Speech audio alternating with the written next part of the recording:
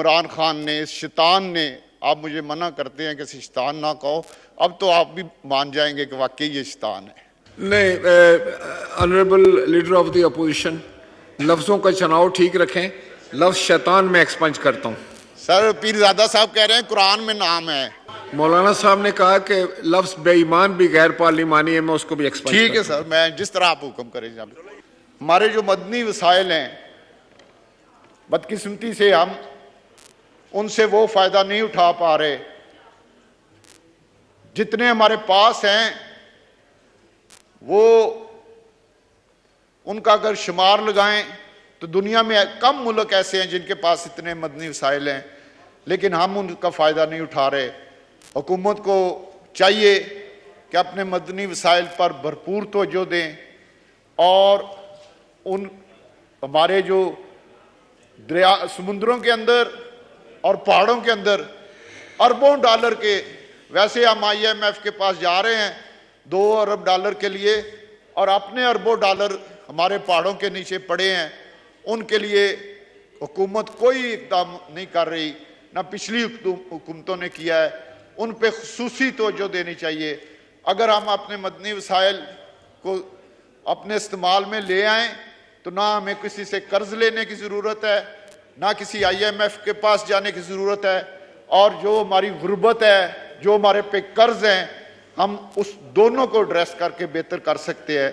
ज़रूरी हवाले से ना हम वो बीज बना रहे हैं जो इंडिया बना रहा है, ना हम खादें आला किस्म की बनाने पा रहे हैं, ना हम बाकी किसान को मराद उस तरह दे जा रहे हैं जो कि हमें देनी चाहिए। क्योंकि स्पीकर अपना फिनांस मिनिस्टर साहब ने कहा था कि ज़राअत हमारी रीढ़ की हड्डी है, लेकिन उस रीढ़ की हड्डी के लिए जनाब स्पीकर वो इक़दामात नहीं किए गए जो करने चाहिए थे। हमें हर सूरत रिसर्च सेंटरों पे काम करना चाहिए। हमारे जो साइंसदान हैं वो उस पैमाने पे मेहनत नहीं कर रहे, कोई उन पे तवज्जो नहीं दे रहा, और उसका नतीजा ये है कि इंडिया ज़राअत में पर एकड़ हर फसल में हमसे बहुत आगे है, और हम उन्हीं के साथ एक जैसी ज़मीन है, एक जैसा पानी है, एक जैसा मौसम है, लेकिन वो तकरीबन हमारे से दुगनी पैदावार पर एकड़ ले रहे हैं जो कि हम नहीं ले पा रहे। उस पर हुकूमत को काम भी करना चाहिए। बजट में तो इतना नहीं सोचा, लेकिन अब हुकूमत को उस पर तवज्जो देनी चाहिए, उसके लिए फंड्स भी रखने चाहिए, और कम अज़ कम ये मेयार मुकर्रर करना चाहिए कि ज़राअत में हम अगर इंडिया से आगे नहीं जा सकते तो उससे पीछे ना रहें, और ऐसी मराद किसानों को दी जाएं ताकि हम ज़राअत में जो कि रीढ़ की हड्डी है उसमें एक नुमाया मुकाम हासिल कर सकें, और एक ऐसी पोजीशन आए कि पाकिस्तान खाने पीने की चीज़ों के हवाले से खुद कफील हो। पाकिस्तान में कम अज़ कम कोई भी खाने पीने की चीज़ हमें बाहर से ना मंगवानी पड़े। मैं ये मुतालबा करता हूँ कि प्राइस कंट्रोल मजिस्ट्रेट का निज़ाम पूरे पाकिस्तान में बहाल किया जाए। दुकानों पे लिस्टें वेज़ा होती थी प्राइस की, आज पाकिस्तान में किसी जगह प्राइस की कोई लिस्ट वेज़ा नहीं, तो उस पर हुकूमत को खुसूसी तवज्जो देनी चाहिए। इससे मैं समझता हूँ कोई 25 से 30% आम आदमी के लिए महंगाई पर कंट्रोल किया जा सकता है। मैं जानता हूँ कि दुनिया में महंगाई हो रही है, ये हकीकत है, लेकिन पाकिस्तान में ये जो मिडल मैन जनाब स्पीकर लूट रहा है, उसको किसी किस्म का उसका कोई चेक नहीं है। मेरी ये गुजारिश है कि महंगाई को कंट्रोल करने के लिए और इक़दामात के साथ साथ ये जो प्राइस कंट्रोल मजिस्ट्रेट हैं वो निज़ाम बहाल किया जाए, और इस निज़ाम के ज़रिए लोगों को सस्ती चीज़ें मुहैया किए जाएं ताकि गरीब आदमी अपने बच्चों को रोटी तो दे सके जो एक बुनियादी ज़रूरत है। अब जनाब स्पीकर, तालीम में जनाब स्पीकर पाकिस्तान का जो हाल है, मैं समझता हूं ना मुझे हाउस को बताने की ज़रूरत है ना आपको। जो हमारी तालीम जो सरकारी स्कूलों में है उसका भी हाल हम में से किसी से ढका नहीं है।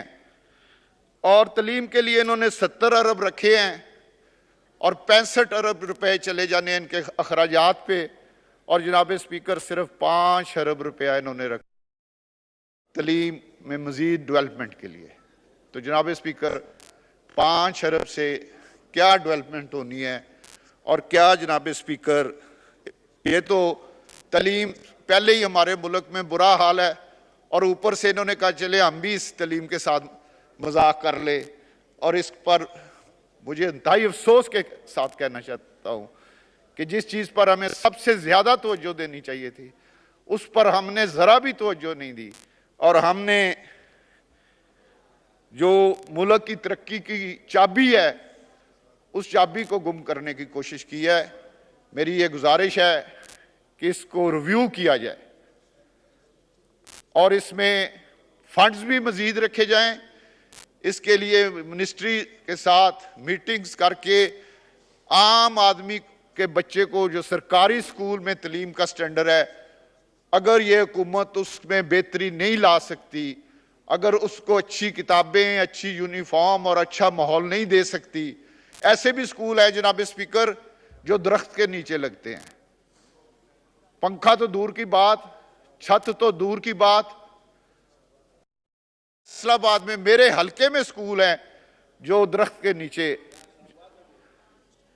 चित्राली साहब कह रहे हैं जी इस्लामाबाद में भी, यहाँ चित्राली साहब को पता होगा।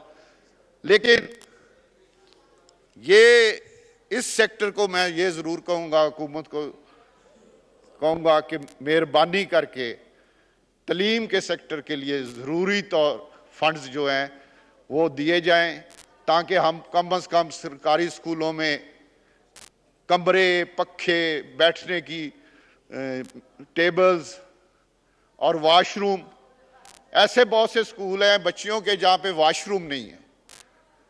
ये बुनियादी ज़रूरतें हर स्कूल में जिस तरह प्राइवेट स्कूलों में है, हुकूमत को चाहिए कि वो ही स्टैंडर्ड, ज़्यादा मैं डिमांड नहीं करता लेकिन ये ज़रूर रिक्वेस्ट करता हूँ कि जो प्राइवेट स्कूलों में स्टैंडर्ड है वो स्टैंडर्ड जो है वो सरकारी स्कूलों में किया जाए। और मुझे उम्मीद है कि इस बात पे वज़ीर ख़ज़ाना साहिबा यहाँ बैठी हैं, इस बात पे ज़रूर तवज्जो देंगी, क्योंकि ये एक इंतहाई अहम और हमारे बच्चों का मुस्तकबिल का सेक्टर है।